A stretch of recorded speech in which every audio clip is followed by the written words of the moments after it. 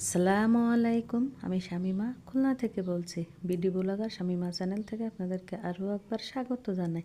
কাছে কিংবা দূরে, দেশ কিংবা দেশের বাহিরে যে যেখান থেকে আমার ভিডিওটি দেখছেন, আশা করছি আল্লাহ পাকের অশেষ রহমতে আপনারা সকলেই ভালো আছেন। আমরাও আলহামদুলিল্লাহ ভালো আছি। তো চলে আসলাম নতুন আরও একটা ভিডিও নিয়ে। তো এই তো এখন সকালবেলা, এখন 10:30 বাজে। তা আমি একটু ব্যাংকে যাব আর একটু সুপার শপে যাব। তা কী কী কেনাকাটা করব তা আপনাদের সাথে চেষ্টা করব শেয়ার করার। এই তো কিন্তু নদী পার হয়ে কিন্তু আমি বাজারের ভিতর দিয়ে ঢুকছি। আর এটা কিন্তু দুই সাইডে কিন্তু কাপড় চোপড় জুতার দোকান, আর এই যে দোকানের বাম সাইডে যে দোকান, দোকানের পেছনেই কিন্তু নদী, আর নদী পার হয়ে কিন্তু আমার বাসা। তো এই তো কিন্তু মেইন রাস্তা চলে আসলাম। তো এই যে ডান দিকে যে রাস্তাটা গেছে, এই যে ওখানে কিন্তু বাস স্ট্যান্ড, মানে ওই অল্প একটু সামনে, আর বাস সাইডে আছে নদী। আর এখন এখান থেকে আমি যাব হচ্ছে একটু ব্যাংকে যাব, সোনালী ব্যাংক। তাই ব্যাংক কিন্তু খুলনা যে বিএল কলেজ আছে, এই বিএল কলেজ কলেজের ভিতরেই আর কি, মাঝ বরাবর অবস্থিত এই ব্যাংকটি, সোনালী ব্যাংক। তাই এই তো সরকারি বিএল কলেজ কিন্তু এই যে আমি হাঁটতে হাঁটতে চলে এলাম। তাই 1 থেকে 1.5 মিনিট লাগে কিন্তু এই যে হেঁটে আসতে। এই দেখুন সরকারি বরজলাল কলেজ খুলনা। তো এই তো দেখেন স্টুডেন্টরা কেউ ভিতরে প্রবেশ করতেছে, কেউ বের হচ্ছে। আর সাইডে কিন্তু আচার বিক্রি করতেছে, বিভিন্ন ধরনের আচার। তারপরে এই যে এখানে আছে ফুচকার, এই যে ফুচকা বিক্রি করতেছে।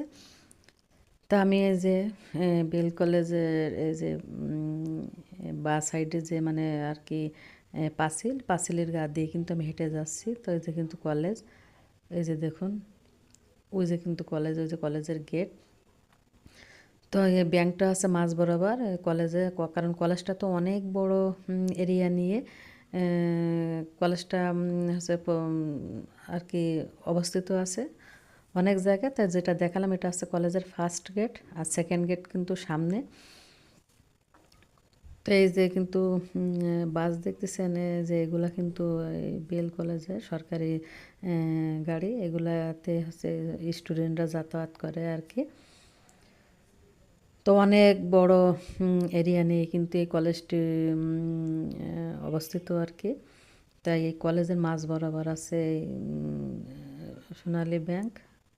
তো এই যে দেখছেন এই যে গাড়ি দাঁড়িয়ে আছে বেল কলেজে।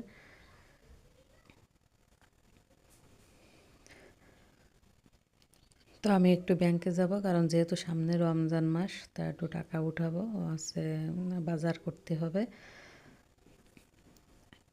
তা আসলে ব্যাংকের ভিতরে যে আমি এত ভিডিও করতে পারবো না। তো এই যে কিন্তু ব্যাংকে চলে এসেছে কথা বলতে বলতে। তাই কিন্তু আমি হেঁটে হেঁটে এসেছি। তো এই তো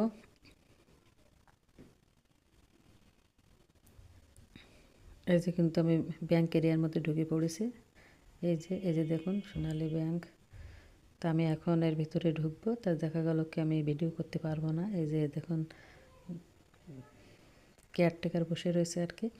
তা আমি কিন্তু ওখান থেকে ব্যাংকের কাজ সেরে এখন যাব একটু খুলনা যে সুপার শপ আছে মনা, এর নাম ছিল আগে আছে সেভ অ্যান্ড সেভ। তা যেহেতু দুই ভাইয়ের ব্যবসা ছিল, এক ভাই মারা যাওয়ার পরে ভাগাভাগি হয়ে গেছে, এখন নাম পরিবর্তন করে মনা দিয়েছে। তো এই যে ওভারব্রিজ আমি কিন্তু কয়েকদিন দেখে এসেছি খুলনা যাওয়ার সময়, যে এই যে ওভারব্রিজ। তো এই তো কিন্তু এই মনা যে সুপার শপের সামনে কিন্তু ওভারব্রিজটা দিয়ে, আর এই যে আমার পিছনে কিন্তু বিএল কলেজের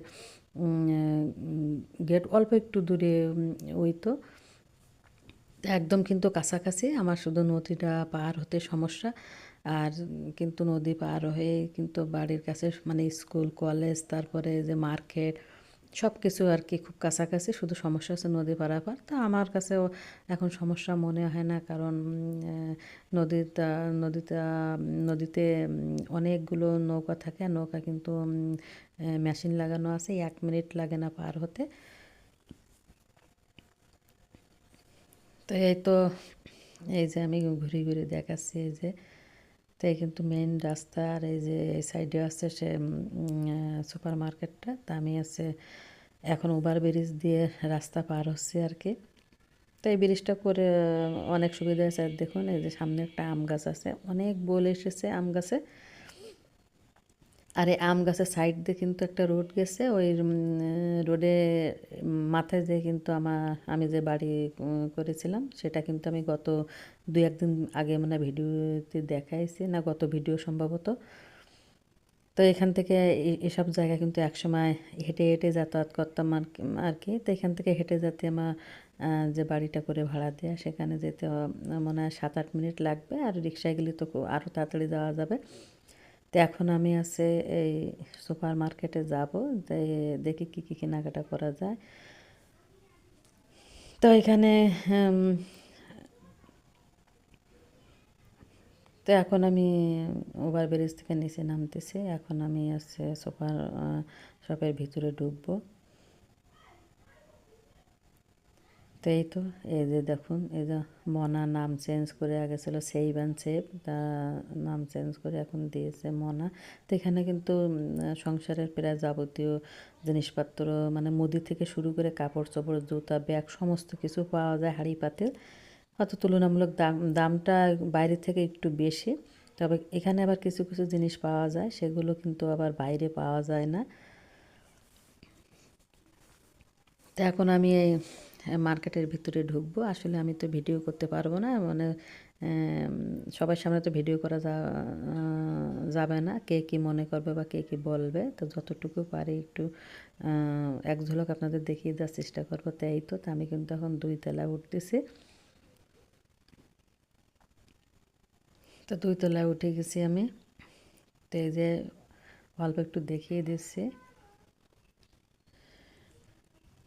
হাঁড়ি পাতিল, তারপরে ব্যাগ, স্যান্ডেল, জামা কাপড় সব কিছু কিন্তু 2 তলা। আর মুদির যে জিনিসগুলো সেগুলো কিন্তু নিচে।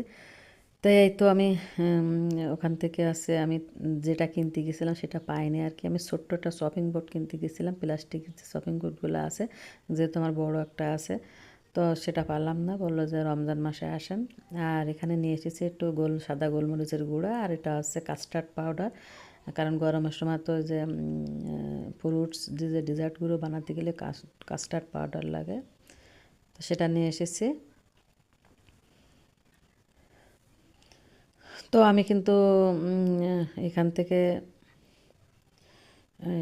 মনার থেকে বের হয়ে আবার আমি কমার্স ব্যাংকে গিয়েছিলাম, কারণ ওখানে আমার কিছু টাকা ডিপিএস আছে, সে ডিপিএসের টাকা জমা দিয়ে তারপরে আছে আমি একটু মাছ বাজার করছিলাম, মাছ বাজার, তারপরে শুকনা যে মুদি বাজার কিছুটা করছিলাম। তো সেগুলো ওই যে, তো আমি এখানে 2 কেজি ট্যাংরা মাছ কিনেছি, আর আছে 2 কেজি ইলিশ মাছ কিনেছি। যেহেতু সামনে রমজান মাস, দেখা গেলো সামনে যখন একটু সুবিধা হবে বা ভালো মতো পাবো, তখন এভাবে অল্প অল্প কিনে রমজান মাসের জন্য রেখে দিতে হবে আর কি। আল্লাহ পাক যদি নসিবে রাখে, রমজান রোজা থাকতে তো হবে, তো তখন রোজা থেকে কিন্তু এই কাজগুলো করতে কষ্ট হবে, মাছ কোটাকুটির ঝামেলা। আর এদিক থেকে মুদি বাজার থেকে কিনেছিলাম 5 লিটার সয়াবিন তেল। যদিও আমরা সরিষার তেল খাই, কিন্তু রমজান মাসের যে ভাজা পোড়ার একটা বিষয় আছে, ডুবো তেলে ভাজতে গেলে কিন্তু সরিষার তেল দিয়ে হয় না, অনেক ফেনা ফেনা ওঠে। তা সেই কারণে ভাজার জন্য 5 লিটার সয়াবিন তেল নিয়ে আসলাম। আর নিয়ে এসে 2 কেজি চিনি, 2 কেজি মসুরির ডাল, 2 কেজি মুগের ডাল, 2 কেজি বুটের ডাল, গুঁড়ো সাবান নিয়েছি, 2 কেজি ছোলা, 2 কেজি চিনি, আরও কিছু আছে কেনাকাটা করতে হবে, আর গরম মশলা আছে এখানে। তো একসাথে তো এত কিছু আনা যায় না, তো যতটুকু পেরেছি ততটুকু এনেছি। আর সব কিন্তু আমি আনি নাই, আমার ছেলেকে পাঠিয়েছিলাম, দোকানে কিনে রেখে এসেছিলাম, আমার আরাফাত যে নিয়ে এসেছে। তো আমার ভিডিওটি আজকে এ পর্যন্তই ছিল। তোমার ভিডিওটি কেমন লেগেছে অবশ্যই কমেন্ট সেকশানে কমেন্ট করে জানাবেন, আর অবশ্যই আমার চ্যানেলটিকে সাবস্ক্রাইব করে নেবেন। সকলে ভালো থাকবেন, আল্লাহ হাফেজ।